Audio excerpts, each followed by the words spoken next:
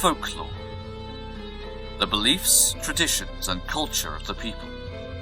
Passed on in the most part through the spoken word, folklore expresses our values, our shared ideas with others. It is both how we were and how we are. Without a record, our customs and traditions may become lost to us in the present. But under the surface, we still draw on them.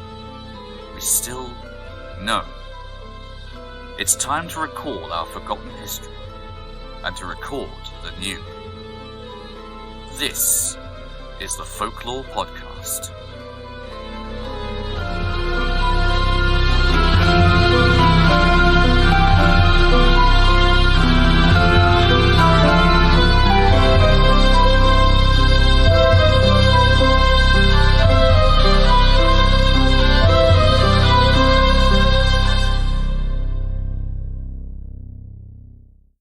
Hello, and welcome to the Folklore Podcast. The field of podcasting is one of good and bad, quality and misinformation. A bit like the internet generally. And life. Monster Talk is a well-established and respected podcast presented out of the US by Blake Smith and Dr. Karen Stollznow. It is an official podcast of Sceptic Magazine and describes itself as the science show about monsters. In fact, it covers far more than just that, and presents, like ourselves, interviews with experts in their fields.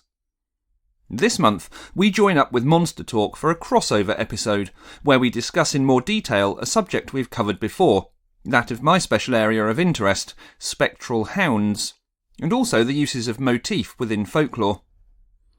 Monster Talk will be simultaneously releasing their version of this interview. I encourage you to visit their site and listen, as their edit will be different to this one. And if you haven't listened before, explore their back catalogue of many fascinating episodes. You'll find them at monstertalk.org. We begin with my asking Blake and Karen for a quick introduction about themselves. I'm Dr. Karen Stollznow. I'm a linguist and I'm a co-host of Monster Talk.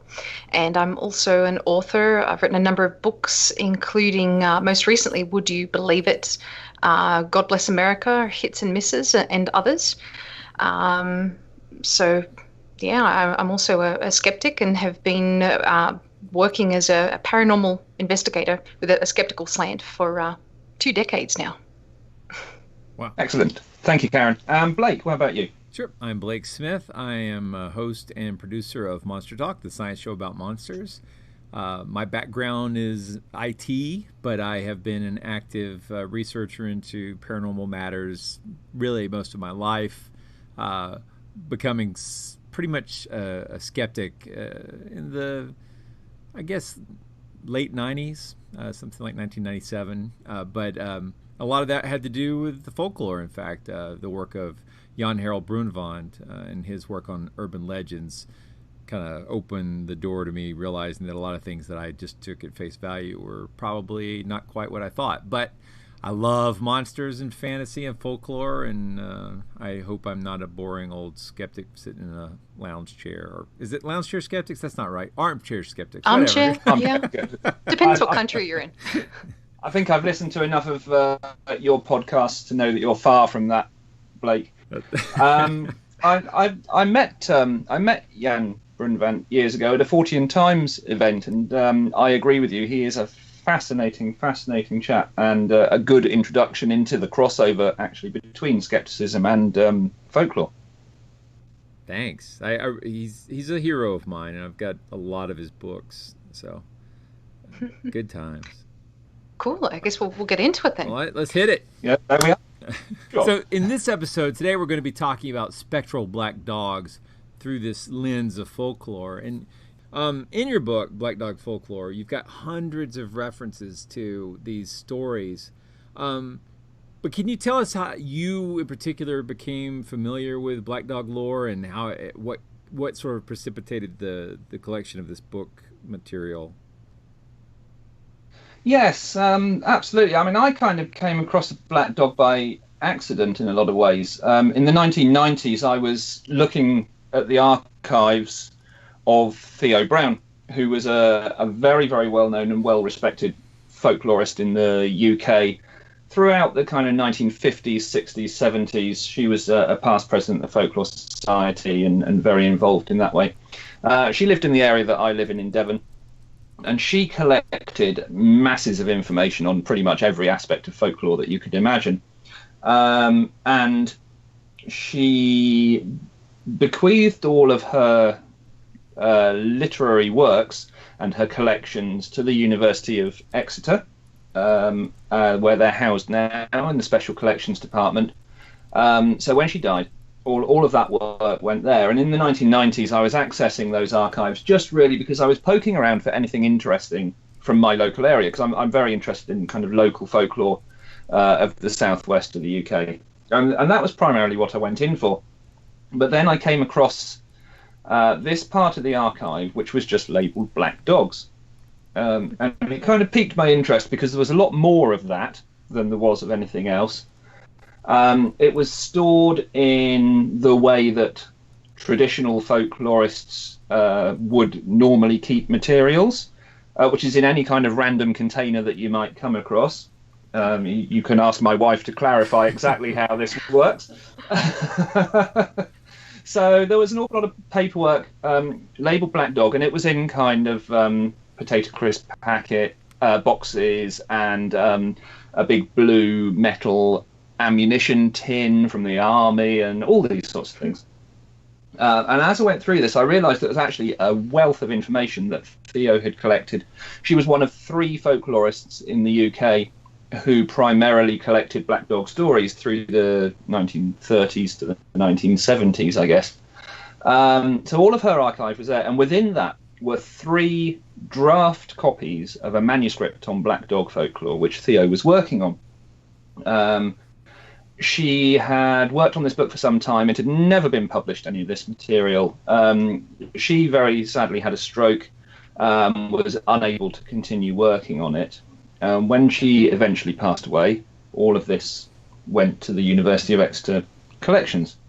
So I was speaking with the Special Collections librarian about it, and we thought, this is really interesting. You know, something should be done with this. It's actually quite an important collection, and is accessed very infrequently, really, these days. So we tracked down Theo's literary executor, who was another very respected folklorist, also now deceased, called Dr. Hilda Ellis Davidson.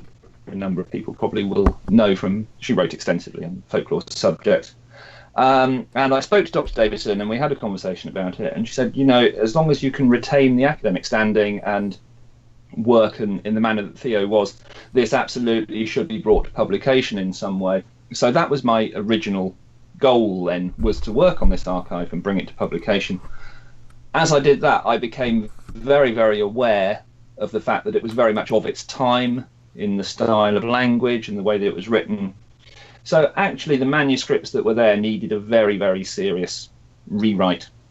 Right. And a lot of other material was then collected as we went through by myself and by other people, which all got combined. And the upshot a number of years later is my book, which is also partly Theo's book. It's a fantastic book too. So interesting.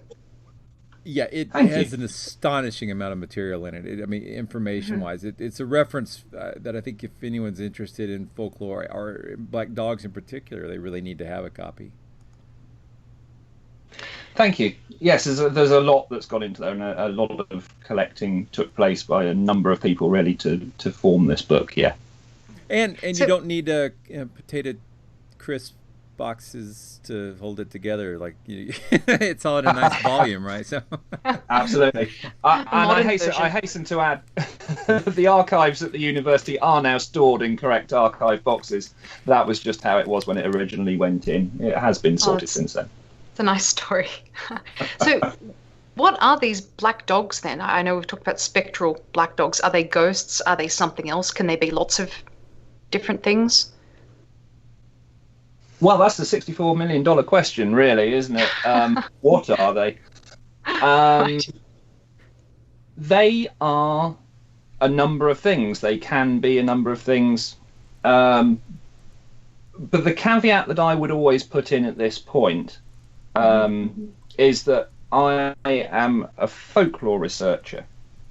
What I'm not is a paranormal investigator, and also what I'm not is a scientist. So my standing is not to set out and try to prove or disprove to believers or skeptics what these things are. Are they ghosts? Are they real animals? Are they a bit from column A or a bit from column B? That's not what I'm interested in. To me, as a folklorist, it actually doesn't matter what they are. What matters to the folklore side of this sort of area of study is why people experience what they report that they do. Why are they seeing these images? Why do these images behave in the way that they do? And what is going on? Now, as a skeptic, either of you two would turn around and say, well, unless we have good scientific evidence to prove that these are apparitions of ghostly black dogs, then they're not that. Fair enough. In the same way as you would say, okay, until I can get past this plaster cast of this large foot and see a 10-foot tall ape-like creature lying in front of me, then it is not Bigfoot. But what we're looking at here and what we're interested in here really is why people have these experiences. And what's fascinating about this area is that the experiences go back a long, long way. But many people who have these experiences believe that their experiences are unique. So they often don't report them for a long time. Or when they do report them, they're not aware that anybody else has had something similar. And then when you look at the accounts, and I have hundreds and hundreds of accounts in my archive, when you look at the accounts, what you see is actually there are very, very strong similarities between the way that these things are reported by people, 300, 400, 500 years ago or 3, 4, 5 days ago. There are key recurring phrases. There are key methods of behavior that the animal exhibits. I'll use the animal for want of a better term. And what we're interested in, therefore, is why this is happening. Now, folklore is all about symbolism. It's about decoding the motifs and the symbols within these events and looking at them and saying, okay, what does this mean? What does it mean to the person that experiences it? And why do they experience it in the way that they do? So that's what we're interested in. We're not interested in saying this is definitely a ghost. This is definitely a misidentified big cat, which is another theory as to what a lot of these things are. Right. What we're interested in is why this has been said in this way. Yeah, we're definitely interested in those aspects as well. Yeah. Yes, absolutely.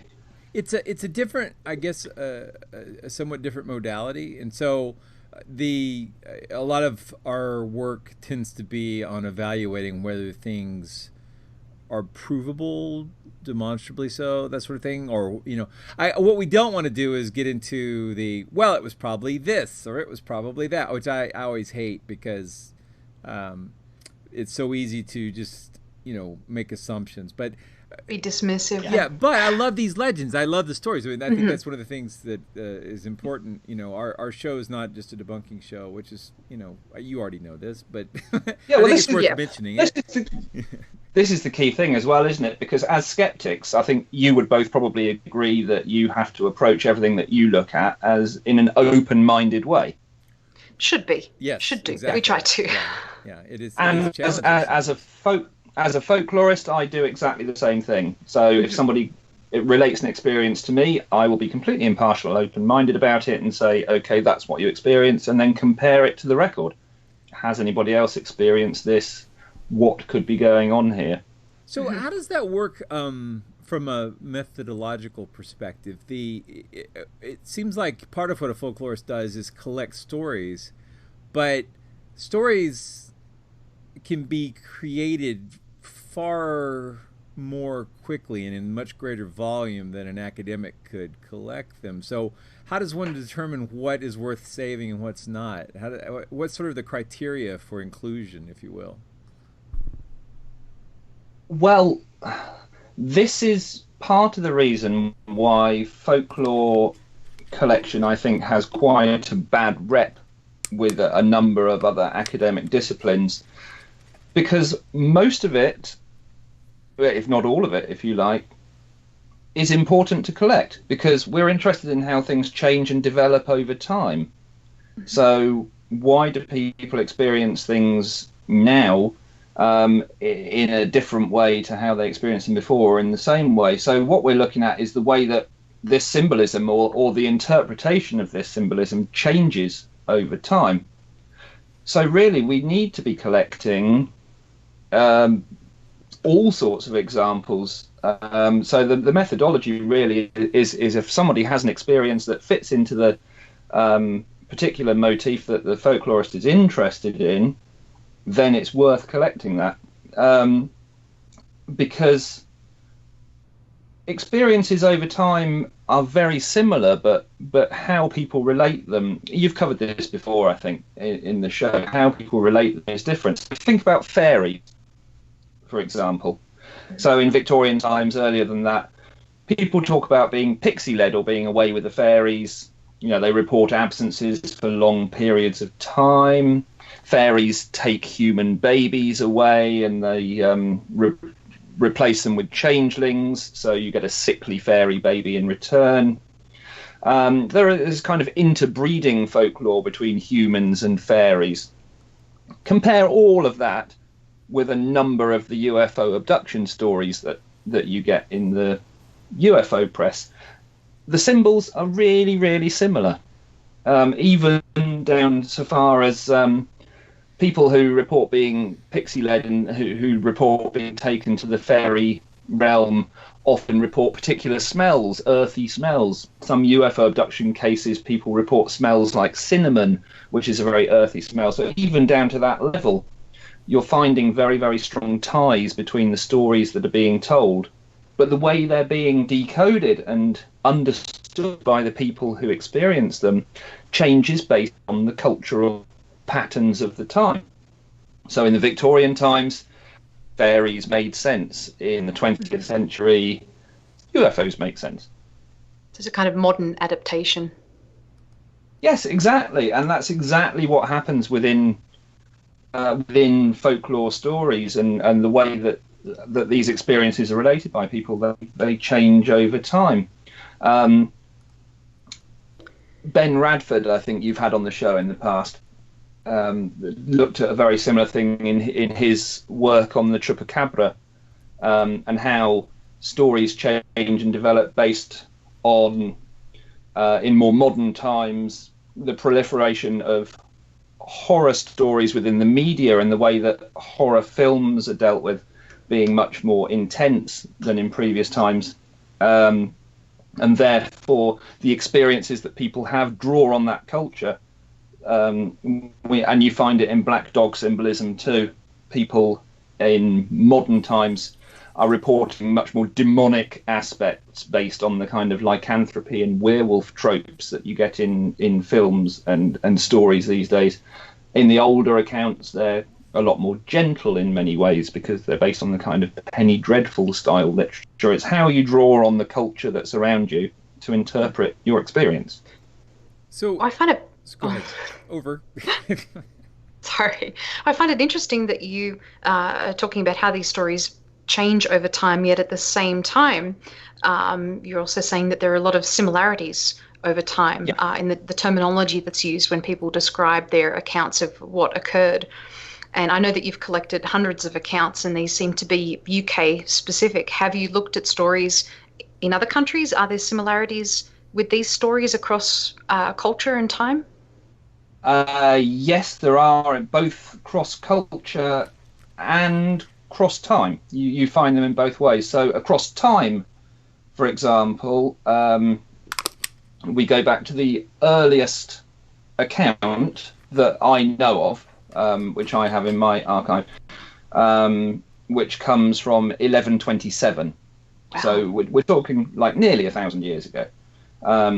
So the earliest example is in the Anglo-Saxon Chronicle, which is a kind of history of England that was written for King Alfred.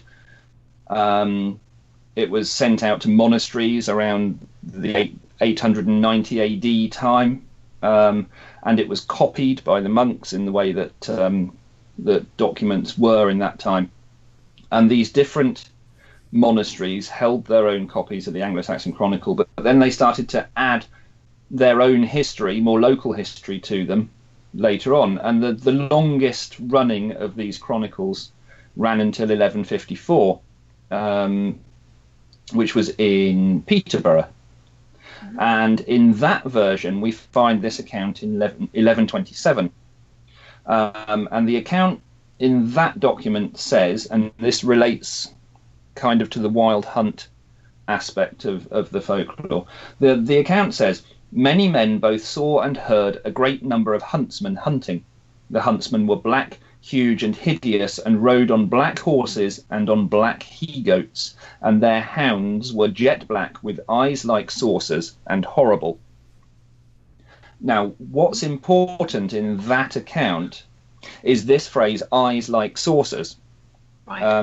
And I'll tell you for why, because that phrase occurs from that point throughout time, right up to modern accounts, and it occurs time and time again by people who have no knowledge particularly of this subject. So they're not consciously drawing on this particular phrase.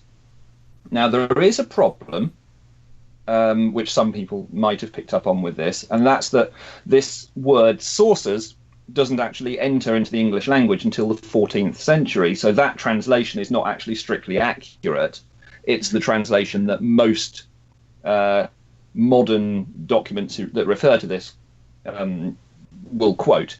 But it's not strictly accurate. And the point that I make in my book is that actually the correct translation of that phrase is that the hounds were black and big-eyed and loathsome. So the meaning is the same. But what's happened is this phrase, eyes like saucers, has been juxtaposed. It's been mapped backwards onto this original phrase, which again highlights its significance. And you find it in Hans Christian Andersen's The Magic Tinderbox, which features a black dog as a guardian of treasure, which has these massive eyes. And you find it in accounts right through to the modern day. So there are these key things that kind of travel through time, and again they will crop up.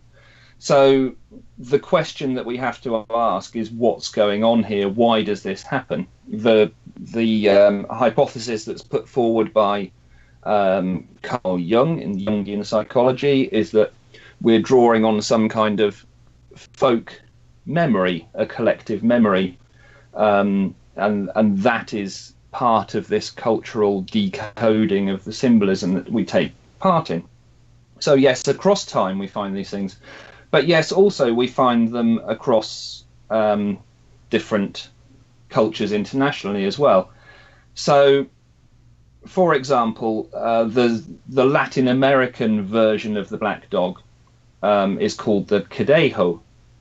And I'm sure it's not pronounced like that, but that's how I'm going to pronounce it, because that's my best stab at it. So, in the Latin American folklore, we find this particular version, which comes in two colours, actually. There's a black version and a white version. The black version, as you would expect, is more evil and it's more dangerous. The white version is more protective, and those are both aspects of black dog folklore that we find in the UK. But what's interesting about that version in Latin America is that we find etymology that's very similar to versions in the UK. So in the UK, and I think you've had David Waldron on as a guest in the past who's talked about his particular studies on a more local level of black dog folklore. And he looked at the shook, and the shook is one of the two types of black dog lore that we find particularly in the UK. It's found in the northern part of the UK predominantly, and it's the more demonic and portentous aspect of the black dog. Now, the name shook probably derives from the Anglo-Saxon, and it probably comes from shocker, which means devil, which is why you get this kind of demonic aspect. But there are other possibilities. Jennifer Westwood, who's quite a well-known folklore researcher, suggested that shook, and there are other versions of the name, shock is one, comes from a description of the shaggy hair that this particular type of dog was said to have. Now, it's less likely that that's the case, but it is possible. But what's interesting is if you go back then to the Latin American version of the black dog, it also has shaggy hair. It also has fiery eyes, which again is very similar to the kind of tropes that you get here. But in a lot of modern Spanish dictionaries, the Conejo as a black dog is given a secondary meaning. And the secondary meaning is a tangled knot of hair. And that kind of ties in with this idea of shock being, which is a term for a tangled knot of hair anyway, a shock of hair in some respects, but also this kind of shaggy coated dog that's often put forward as a derivation of the word shuck ties in very nicely. And also, interestingly, a lot of accounts in Latin America, and they're drawing on their own culture here, say that the eyes of the dog are very large, and in this case they say that the dog has eyes like tortillas. So this is very similar to the eyes like saucers aspect that we find in UK accounts, but it's drawing on the own culture to make the description relevant. I do find it interesting that the saucer reference is I guess incorrect, or at least it's anachronistic, because it reminds me of in flying saucers. The whole idea of flying saucers is tied to a mistake in that Kenneth Arnold said that his original sighting were things that skipped like saucers are going across a pond. Now, why you would have saucers and tossing them on a pond, I don't know. But that he didn't say that they were not saucer shaped. They flew like saucers skipping across a pond, but that got misconstrued in the media. And people started reporting seeing flying saucers. But I'm thinking about all these saucers, eyes as big as saucers, but then they're not. They're predating the use of the saucers. I guess what this all leads to is I'm wondering, is it possible they weren't dogs at all, that they were table werewolves? There. Well, let me throw this back at you. From your side, as somebody who wants to analyze this kind of stuff on a skeptical level, we're not looking here at a cryptozoological creature, so the majority of these accounts are not claiming that this is a physical creature. So how do you interpret these experiences? How would you look at what these people are experiencing? It's really difficult. I think as skeptics, we normally look at these stories as a just case by case. So to look at them all at the same time, it's just very easy to be dismissive or to try and come up with a couple of explanations, and that would be unfair. So really the best thing to do is to look at a particular example. It's really hard to say what these could be, but I'm just with the aspect of you talking about the similarities from an etymological standpoint, it seems to me like there's some kind of diffusion that's taking place in retelling these stories anyway, just an oral diffusion of it spreading over time, and that's why there would be similarities across time. So I don't know if you'd agree with that or not. Yeah, absolutely. I think that's quite valid. Where that becomes more interesting by extension then is where people are using these same linguistic phrases or these same descriptions, physical descriptions or descriptions of behavior, where they have no particular knowledge of the subject, so they don't have this background to draw on. So what we have to ask ourselves there when it becomes interesting is, are they drawing on a subconscious cultural level on something? Because at the end of the day, there's a large amount of function of the brain that we still don't understand. So is that something that's possible? Maybe it is. or is something else going on? Is it possible that the stories themselves, that there's an oral tradition that's not being captured, because it disappears, right? I don't know what the right word is. I want to say transient. That's not quite the right word, but it's ephemeral. The oral traditions, and the people who tell the stories may not be the people who are writing them, and the people who are writing them may actually have more familiarity with that other extant lore from the time. So I guess there's so much that's of interest to me that falls outside of directly with skepticism, but the sort of the ideas of viral transmission of data, that idea of things going viral, I think it predates the internet, even though I think so too. People think of it. Yeah, right. I mean, we have folklore, those stories spread, and I don't know how much of folklore deals with the sort of patterns of transmission, but it's obvious that you hear, I'll give you an example, people who have, what do they call it? Hydrocephaly. There's a lot of stories. It's not a very nice set of stories because that's a really serious medical condition, but there's lots of stories in urban legend lore about the collection of people with that. They called them waterheads or melonheads, and they treat them like monsters, that there's these places where those people live and they'll attack you or whatever.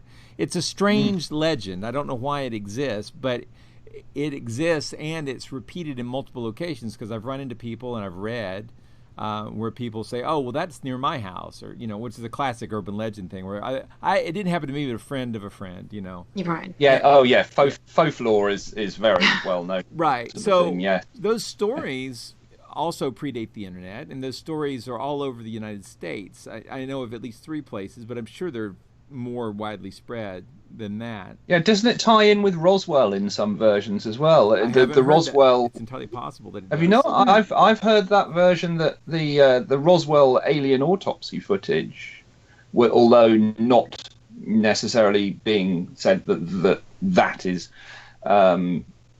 somebody who was suffering from that particular condition, but that kind of image is drawn from this idea that actually there was some kind of experimentation going on involving people who suffered from that condition, and that's how it got misrepresented as being an alien. Right. So 2 variations of that. I don't know if it's a story collection time, but there is the Star Child skull, which was most likely a child that was suffering from that condition, and that's been tossed around as being an alien hybrid. And then there was some government research talking about a high altitude temporary deformation of swelling of the head of people who had or animals that had been tested from parachutes, that sort of thing. But yeah, it's the same idea. These elements, and I want to say the word motif, but I don't know if that's the right word here. I think that has a specific meaning in folklore. Maybe we can talk about that. But these story elements, they get repeated again and again across multiple stories, and that is something that's, from a skeptic's perspective, there's this whole thing about doing scientific skeptical analysis of claims, right? And then, one of those we start with, did the thing ever happen in the first place? We take the null hypothesis and take a look at that. Well, sometimes when you're dealing with things where you can't have that evidence, you still have to wonder and see if there's any way you can do analysis, right? So I know that, for example, in biblical scholarship, there's like textual analysis that they use, and they have a lot of methodologies for trying to figure out when things happened and how likely something was to have been written by the original author. There's all these ways of sort of examining and deriving more information out of what at first may seem like a small sample. And I am fascinated by this, and I want to understand better. I may not be able to help us understand in particular cases of particular monsters, whether they're real or whether they're not. But what it does give us some insight into is, I think, the human nature of telling stories, and the ways that we might be able to figure out more about what was. I keep wanting to come back to the word viral, but what seemed like an important thing to tell, right? And in urban legends, or a lot of those stories, there's a moral piece to it, So I know that when we talked to Waldron, the Black Shook story had a sort of a political, religious context that people get caught up with the giant dog, and it's very interesting. But there's a lot more going on in that story than just the black dog appearing and killing people. Yes. So I imagine as we look at these black dog stories, each of them on their own has these elements that are repeated, but they also have their own additional material that may be telling you a lesson, or may be told as a scary true story. So yes, absolutely. And within folklore, this idea of the morality tale is a very strong one, actually. So you find within black dog traditions, there's a story that comes from near me about a black dog called the Black Dog of the Haines. And this is a story about a family who one member of this family made a wager that he could ride between one point and another point in a particularly short period of time, or die trying, which sometimes is in this story as well. So he sets out, he gallops his horse from point A to point B.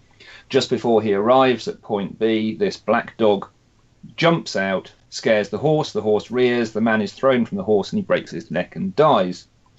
Moral of the tale could be about not placing bets, not gambling, not putting wagers on. There's a moral of the tale that says don't ride like an idiot, in the same way as don't drink and drive in modern times. There are lots of different morals that you could get from that. But then you look across the country and you find this same story in 3, 4, 5 other places, with differences, as you would expect, but still ultimately somebody riding a horse between 2 points and a black dog jumping out, scaring the horse, and the man being thrown, breaking his neck and dying. So yes, the morality tale is an important aspect within folklore, and that's probably a good example of that.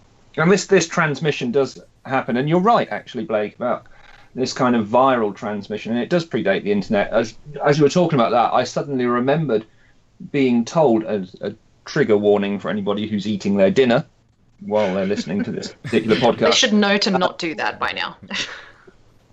Yeah, absolutely. I remember being told in good faith by somebody that I worked with years ago that although it hadn't happened to them, a friend of theirs had been eating a particular brand of fried chicken, which is available all over the world, and had bitten into a cyst in the chicken, became ill, blah, blah, blah. I think Jan Brunvand's covered that one, as well as the deep fried rat and other similar ones. It's a well-known urban legend, but I was told it as a friend of a friend tale.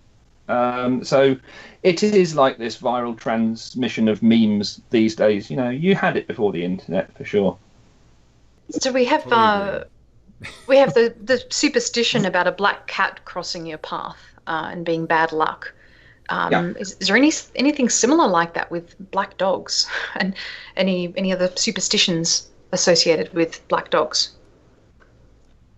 Well, I guess it's not superstitions in the same way particularly, but there are certainly different aspects to the black dog. The shook, as I said before, or the bar guest is another particular term for that type of black dog, is very much portentous. So it's an omen of either bad luck, or it's an omen of doom or death within the family, to see the shook, or to meet it head on, or to be paced by it, or any one of a number of different versions. But then there are other variants of black dog folklore where the dog is protective, and there are many, many stories within folklore where a woman, usually, or sometimes a particularly timid man, walking late at night, is walking through a forest or a very lonely road or some other piece of terrain which is very remote, and a random black dog joins them, accompanies them on their route, and disappears at the other end. Either they go into the house and they say to their wife or husband, "This dog has accompanied me, come and look at it," and it's gone, or they just turn around and it's disappeared. And then it transpires later on in the story that there had been, known robber activity or muggers or some other kind of malicious character on this road from whom this person has been protected from whatever nefarious ends they were going to suffer. So there is this idea of the black dog as a very protective symbol as well. And those sorts of stories are slightly different. I guess we probably should have split this down earlier, but you find this with ghost lore as well, and probably actually with other types of monster lore. There are two different versions. There's, to take ghosts, there's the folk ghost, and there's the eyewitness account of a ghost or a haunting. So the folk ghost is a ghost from within history where there are no eyewitness accounts, there are no names associated with the story. The story is legendary, or it's traditional, or it's on these morality tales or whatever. And that's slightly different to the eyewitness account, so where you get sent something by a person who saw this a few days ago or whatever. And that's more of a kind of, they have experienced something firsthand, which may or may not be the same as drawing from this folk tradition or this folk ghost aspect. And you find it with monster lore and everything else as well, I guess. The idea of motifs in folklore, I mean, obviously there's a lot of these ideas, these little nuggets of information, like the giant dog or headless dog, or the dog is a harbinger of doom or a guardian or tied to a family. Are those motifs? And I guess what I'm wondering is, like, how are motifs used in folklore research from an academic perspective? Well, you said earlier on, I think, that you called motifs kind of an element of the story or an element of folklore. And that's probably a good way of describing them. So motifs are these kind of elements that set a story apart from another story, if you like. There's a very, very comprehensive index of motifs within folklore, which was drawn together by Stith Thompson. It's the Motif Index of Folk Literature. And this is a massive collection of what are considered to be all the distinct motifs within folklore tales, and they're all numbered and cross-referenced. So, for example, motif E384 is ghost summoned by music, and then you get subdivisions from that. So E384.1, ghost is summoned by a beating drum. E384.2, ghost is raised by whistling. And it's a way of drawing all these different elements together so that they can be cross-referenced between stories. It's a very academic approach, but it's not an approach necessarily that many folklorists these days would refer to particularly as perhaps quite an archaic approach. It's a very, very valuable piece of work. But really, the motifs within folklore are these elements that set stories apart from each other and allow you to compare how different stories work. So yes, headless is a motif, and then it would be broken down. So you'd have a headless black dog, or you'd have the headless horseman, or you'd have headless horses pulling a phantom coach. So the headless part is a particular motif, and then you have all these different subdivisions as to how that could occur in different stories. So it's a kind of typology, in a sense. Yes, absolutely. Yeah. So we've been looking at historical accounts of black dogs, and you've also mentioned that there are still stories around today. Could you tell us a little bit about some recent accounts of black dogs and sightings? Well, recent accounts really, in many ways, are very similar to old accounts, and this is something that I was touching on before, in so much as people will report being paced by a dog, for example, or seeing a dog do a particular thing. But there are variations based on time. So in folklore, there are a number of stories where people who were in a pony and trap would have been paced by a dog that would accompany the pony and trap. And there are stories from more modern times where black dogs are reported to have paced people who were in cars. So they're very similar. But what happens in some of these more recent stories, and this kind of touches on what I was saying earlier about Ben Radford's work with the Chupacabra, and the way that these stories are related to the culture around you, is that there is this kind of change in some of the aspects that are being reported. So this thing about the eyes is still reported. The size of the eyes is still reported, but in a lot of traditional accounts where the eyes were said to be red, in a lot of more modern accounts, the eyes are said to be yellow or are said to be black. And what's probably happening here is, again, people are drawing on this culture of lycanthropy or werewolf lore, and these kind of traditions within horror films. Look at American Werewolf in London and things like that. And they're kind of mapping those aspects onto their experiences. And the other thing that we find a lot more that we didn't have with the older accounts is that there are a lot more auditory phenomena reported with more recent accounts. So in older accounts, there was very, very little sound. Maybe the sound of the dog walking might have been the main thing. There is a type of black dog in the same way as some are categorized as shooks. There's in one particular area of the country, the dog is called the padfoot. There's a link there with Harry Potter. Harry Potter, yep. Yeah, that go in with that. Sirius Black was also called Padfoot. And J.K. Rowling uses a lot of folklore in her work. So, yeah, Sirius Black. Sirius relates to the dog star. Black, obviously, is the black element, so you have black dog. He was also known as Padfoot, which is a particular type of black dog from one part of the UK.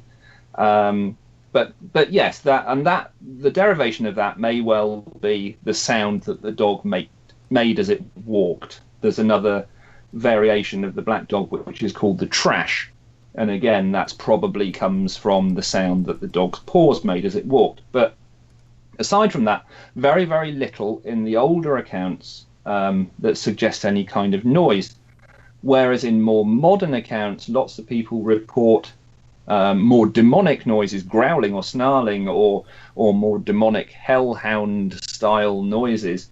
So again, culture is changing the way that these experiences are decoded and the way that they're related. I think in many cases there's no reason to doubt that people have experienced what they say they have, because let's face it, there's quite big money to be made out of a decent UFO abduction story. There's quite big money to be made out of a decent sighting of the Loch Ness Monster with some supporting evidence. But you don't find very many people claiming to have experienced a black dog and going out for publicity off the back of it, because the law is not strong enough in that way. There's nearly 1,000 years of it, but within our culture, it's not hugely strong. So I don't take most of these cases and say somebody's probably making that up, because they have no reason to particularly. So I don't doubt that most people experience these things in the way that they do. Mm-hmm. And that's where I become more interested in it, is why they're decoding it in this way. So yeah, these more modern accounts, they're very, very similar, but you get these slight variations. They sound a lot like modern accounts of big cat sightings. Well, there is a train of thought that suggests that that's the case, but I don't personally subscribe to that, because the descriptions are too different in most cases. I have no reason to doubt, because I've seen some quite different evidence to suggest the other way, that there are not big cats loose in the wild in the kind of area that I live in and many other places live in. I have no reason to doubt that at all. At the end of the day, the Dangerous Wild Animals Act coming in, lots of people released animals like that into the wild. There's no reason to suggest that they couldn't quite happily survive and breed. And it's more likely that there are big cats in the wild around here than there are a family of Sasquatch, probably. Particularly because you don't tend to get very many Bigfoot sightings in the southwest of the UK. But the descriptions are very, very different, and I don't think that there's sufficient evidence to say that they are, in a lot of cases, mis-cited actual animals. It would account for some, but not many. Well, go ahead. Sorry, Karen. I was just going to say, in the sense of the way the eyes are described, and that they're often they're black dogs and they're often large black cats. It's very similar to the descriptions in Australia in particular that I've heard of, just on the surface of things. Yes. In some cases, there are similarities. And I think depending on the country that you're looking at, it's more likely or less likely that they would account for a large percentage of those sightings. So in Australia, where there's not a particularly prolific black dog folklore dissemination, yes, I would probably agree that a larger percentage of cases would possibly be, mis-sighted actual animals. In the UK, it's kind of the other way around. Okay, interesting. It's the funny the sort of the phrasing you use, you have no reason to doubt, or that sort of thing. From as a skeptic, sometimes I kind of cringe because I think, oh, well, I really should be doubting everything because it's a modality of thinking, right? So, it's the question I think is, do you have any reason to suspect that the people who cite these things or claim to have were being insincere? And so it's like, instead of the benefit of the doubt, I guess it's the benefit of the sincerity. I usually assume that people, I doubt a lot of things people wouldn't doubt because there's no it's mundane stuff, because it's just so many things about our memory and the way we frame stories means that what we think happened may not be what happened, even in regular everyday occurrences. So it's been a strange experience to become I don't want to say to become a hardcore skeptic. It's not like an achievement. It's just this mode of thinking has become my default, right? And so it doesn't always serve me well. I there's plenty of places in life where you're better off just going with it, right? In matters of the heart, for example. What I wanted to say was, I think Karen was trying to draw a parallel between the giant cats or big cats, not necessarily to use it as an explanation for the big dogs, but the black-eyed some of the descriptions. Story. Yeah. I was gonna say the black-eyed kid stories. Are you familiar with that lore? Yes. Okay. Yeah. So to me, just a lot of those stories don't make much sense from a scientific, rational perspective, right? But they do make great sense as a new and developing folklore. I mean,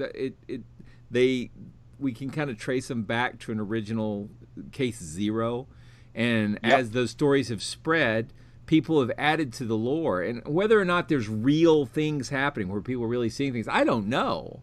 But people are generating these stories and using many of the same words. It's very interesting. It's happening right now, right? Yeah, seeing something. There are other versions. The very first episode of the Folklore podcast that I did was an interview with Andrea Kitter on the Slenderman stories. And we got a very, very similar example there. Slenderman as a figure within folklore was most definitely created. We know who created Slenderman. We know when Slenderman was created. Pop onto Creepypasta and have a look at the history of Slenderman.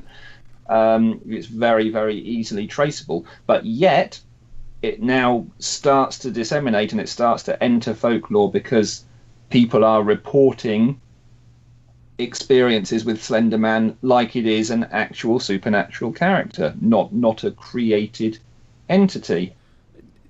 Did you notice any ways to get rid of these ghostly hounds? Because, a lot of our listeners, if they get attacked by a monster, they might refer to our podcast to help guide them and how to deal with it. So, but I don't really know much about, fighting off ghostly hounds. Is there anything in particular that repeats? Or is there any go-to methodology, or do the stories typically deal with getting rid of them?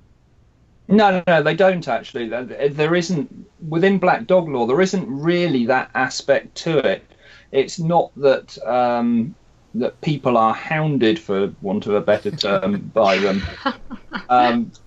I probably shouldn't have used that phrase. No, it's fine. It's fine. I promise. That was Blake-worthy. That's asking for trouble. It gave me pause. I'm very... Yeah, I told you I should not have used that phrase. But we don't find that aspect, though. There isn't this need in much of this lore because people are not being terrorized by them. No, I mean they tend to be one-off events. It's not that people are haunted by them in that way. I don't necessarily mean that in the kind of ghostly aspect, but it's not something that people experience and feel that they need to necessarily get rid of. It's just it tends to be a one-off event that is odd in some way.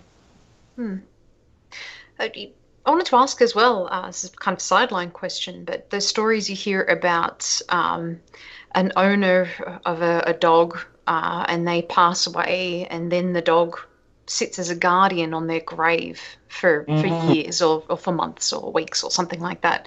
Are there any of the Black Dog stories that are tied to that kind of story? Or maybe graveyard hounds or something like that? Well, there are certainly lots of stories that relate to graveyards, but not in that particular way. There are stories where a person who has owned a dog and perhaps travelled a particular route frequently, so it might be a merchant or somebody like that who was always trading between 2 points. They would die, and then their dog would continue the route, or their dog would die but would come back and walk the same route. So there's kind of that aspect. Sure. There's not so much the kind of guardian aspect in that way. Black dogs can be seen as guardians, but they're possibly within folklore sometimes the guardians of treasure, or they're the guardians of a particular place. Okay. But not quite in that same way as being the faithful hound who Man's sits best on friend. the grave. Yeah. Yeah. Well, I feel like we could just keep talking about this topic for hours. There's just so much to discuss, but unfortunately we're at that point where we need to just draw things in. People who are listening to this podcast because it is the Folklore Podcast, rather than people who are listening to this podcast because it is Monster Talk, as this is a crossover episode, will want me to ask you, Karen and Blake, what is your favourite piece of folklore?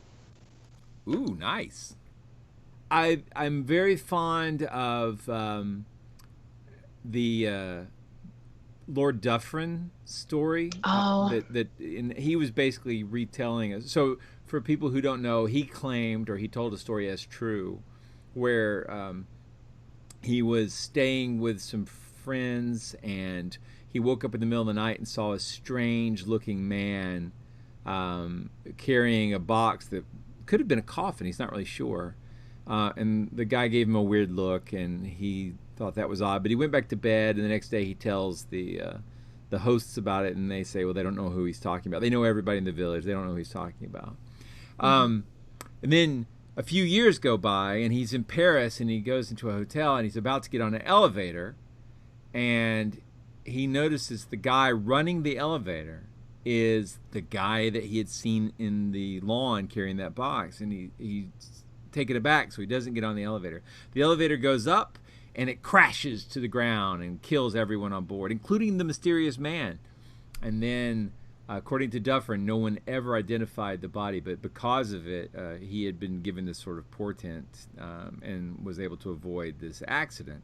Now, he told that story as true, And I read it as though it were true when I was a kid, and later on in life I went and investigated, because it occurred to me after doing all this sort of paranormal investigation that there are elements in the story that could be investigated. And I did all the research to find out what he gave the name of the hotel. Was there ever an elevator accident there? Did it kill anybody? And so on. And then I learned that not only did it not happen, but that it was tied into urban legend, or I guess legendary folklore, about black horse-drawn carriages and the drivers thereof being portents of doom. It was redone on the Twilight Zone, where there was an episode where they kept the woman in the elevator kept saying "room for one more," and that turned out to be a portent for a plane crash. Spoiler. But if you anyway, and so I love that story, and I have a lot of folklore that I like, but that particular one was very educational for me, because in addition to investigating it, I also learned an important life lesson, which is, before you spend a lot of time doing original research, check to see if someone else has done it before, because after I did all my work, I discovered that it had already been debunked by, what's his name? Something Harris, Melvin Harris, I think. And then before him, Paul Husey had also done the same work at the turn of the century. And so multiple investigators had already done the same footwork to come to the same conclusion. But it is a fascinating story.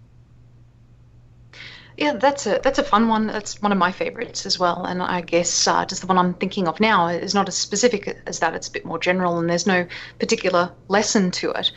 But I was just thinking about one of my favorite bits of folklore being that one house that's in your neighborhood, the one that everyone thinks of as being creepy, when you're a kid. That's either the witch's house, or a haunted house, or the murder house, or something like that.